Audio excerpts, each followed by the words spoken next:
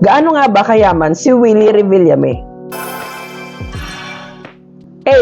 Ako si Mark Verey, ang iyong business chismis buddy. Si Willie Revillame ay isa sa pinakamayamang TV personality sa buong Pilipinas. Ito ang inaayos ngayon na business ni Kuya Will.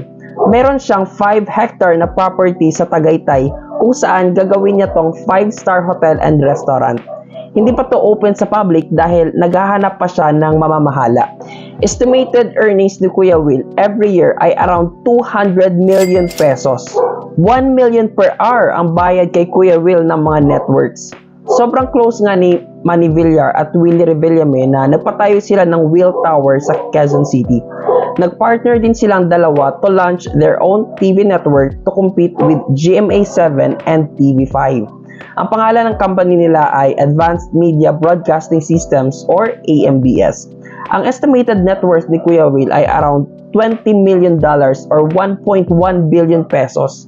Take note, estimated pa lang ito ha. So pwedeng mas mataas pa talaga doon yung actual niyang net worth. For more business chismis tulad dito, please like and follow.